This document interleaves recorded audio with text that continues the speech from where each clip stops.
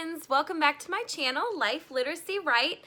Today is going to be continuing a 3-part video series about my top 10 tips for setting up your classroom in teaching. If you don't know me, I'm Mrs. Compton. I've been teaching language arts 8th grade middle school for 9 years, and I'm hoping to share some of the tips I've learned with you along the way. This is video number 2, so make sure if you haven't already to hit subscribe and like and go and watch video number 1, and video number 3 will be coming out shortly, so stay tuned for that. Without further delay, let's get into the tips. All right, tip number 3 is to think through all of your procedures carefully. And this is something most classroom management books will tell you. Think about how you want kids to enter your room. How do you want them to get their materials, supplies? How do you want them to exit your room? How will they turn in things? How will they look for their absent work if they've been missing? If you want to do things like interactive notebooks, how are you going to handle scissors, glue, passing out notebooks, all of those things? So for me, tip number 3 is to think through your procedures and design your room accordingly. So one of the things I do is I group stations together. So on the far end of my classroom, I put everything they'll need to come in the room.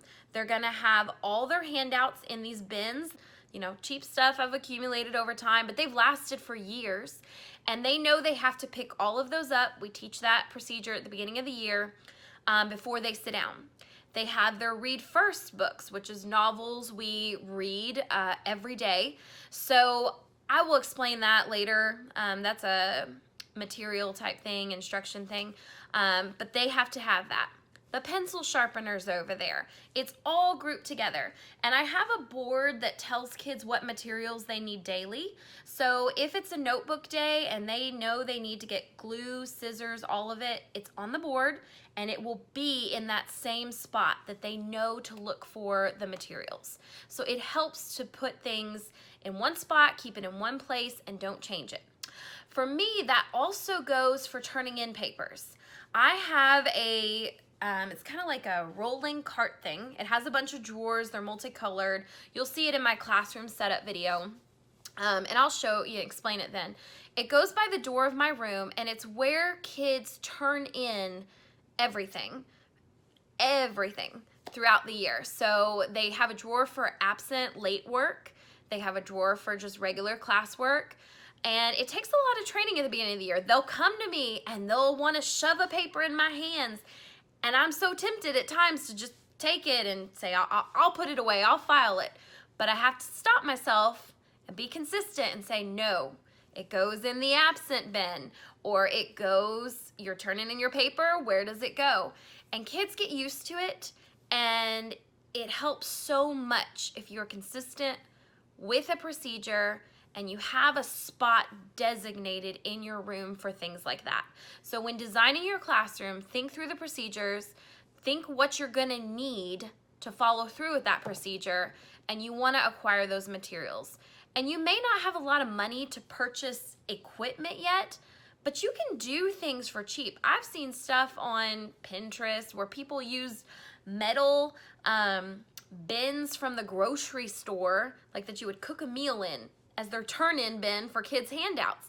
It may not be the cutest. That's okay. When you're starting teaching, it doesn't have to all look perfect. The key is its functionality and how is it going to help your students function and learn in your space. So keep that in mind. All right, tip number 3, think through your procedures thoroughly. All right, tip number 4 is probably the biggest mistake I made as a new teacher, and I didn't really learn not to do this until I started grad school. In working on my master's, I had to do studies about classroom design and decor and what's best for students and the brain research out there. And when I was a new teacher, I love color. You can see it behind me. This is a corner in my home. I like things to look, you know, warm, soft, and bright.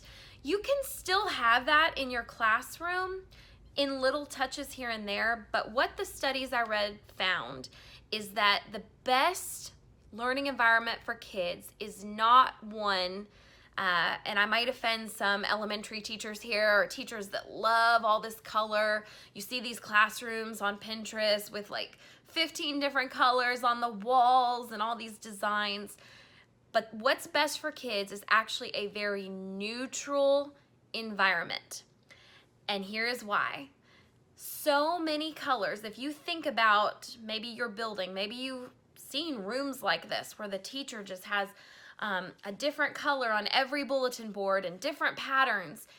It is so overstimulating to our brain that we sometimes shut down where we can't even read the content on those bulletin boards because we're so distracted and we don't know where to look.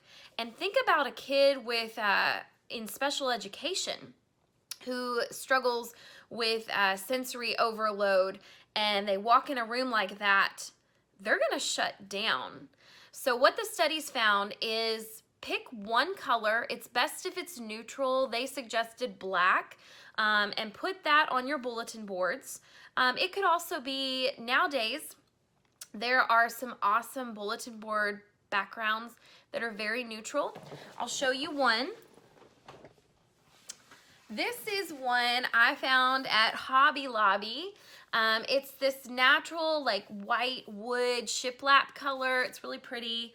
And they have it there for $9.99. The brand is called Renewing Minds.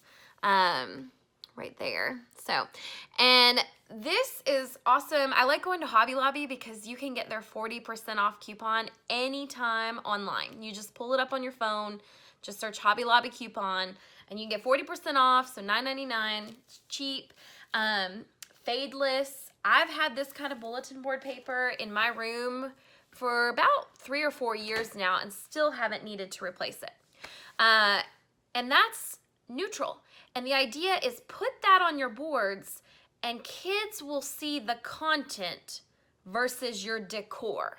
If your decorations are so overwhelming, kids can't focus on the words you're putting on them. So keep it neutral. I promise it'll be okay. And it really does change things. I've had a lot of coworkers walk in my room and just say, it feels so nice in here, so calm, so neat. What's so different about this room? And honestly, I have a couple philosophies of trying to keep my decor neutral and keep it simple. And I'll go into that in my following tips. But tip number 4, neutral colors. I know I'm gonna offend you people that like all those rainbow colors, but the studies that I've read right now support it. So do the best you can. And you know what? You could always decorate your desk area with lots of colors, but just try and keep it neutral for the kids. Tip number 5 is probably the biggest relief I felt as a teacher when I learned this and accepted this. And that is, don't start the year with all your content up. It is okay to have blank walls. There's a couple reasons for this. First of all, you want to be able to add things as the year goes on. You want to be able to put up the posters when you're learning the content. That makes the most sense. The kids will be more receptive to it if they see it going up when you're learning it. The second part of that is student ownership. If you're the one doing all the work, they're not going to be engaged with your decorations, your decor, your materials that are supposed to help them learn. For example, word walls. I've seen so many teachers that have these gorgeous word walls. They've put hours and hours of work on the words and the definitions and the vocabulary. And that's great, and you can still introduce those, but pull your students into a word wall. Have them make pictures and words and ways to remember the content, and then put it on the walls. They're gonna have ownership of that, and they're gonna feel like they're a part of your room, and that creates a better functioning classroom environment if you can help the kids take ownership. So number 5, don't start the year with all the content up. It's okay to have blank walls. It'll be okay, I promise. And you might actually find it refreshing. You won't feel so crowded in there. I always start the year in my very back wall, and you'll see this again in my classroom setup video. I hang ribbon on it. I just hot glue ribbon, and I put clothespins all along it, and I leave that wall for when we have our first couple engaging assignments so I can hang student work. As soon as I start seeing the awesome student work come out, I start hanging it up there, and they notice. They love having a blank wall that shows their work. So give them space. Help them make the space their own as well as yours. And you might find you'll have more respect. Your students will have more respect for your classroom. You may not have as much issues with them not taking care of the room. One new thing I'm gonna try this year with helping kids take ownership, so stay tuned in to see how this goes. I've seen a coworker have what she calls a graffiti wall, and it looks awesome. It seems like it's been a huge hit and success with the students. So one of the ways I'm gonna do that is I found this awesome bulletin board paper at Hobby Lobby again, so I could use my coupon. And it's actually called Better Than Paper, and it comes in all these different designs, including neutral colors.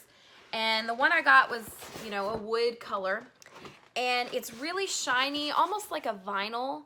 And I'm going to use this. I'm gonna hang it, just this, you know, it comes in a big roll. I'm gonna hang one big piece at the top of my wall all the way down, and I'm gonna write on it graffiti reading quote wall. I'll come up with some creative title.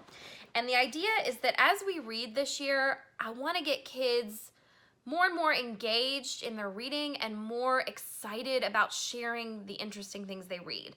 So I want them to find neat quotes that they come across in their literature, and I want them, they'll bring it to me, I'll approve it first, and then I want them to go to our graffiti wall and write the quotes up there, tell what book they're from, and, you know, get to sign their name so that other students can see it on the wall and think, oh, that's neat, maybe I'll read that book when they're trying to decide what their next novel will be. So this is something new I'm gonna try this year. I'll show you the completed wall in the classroom setup video.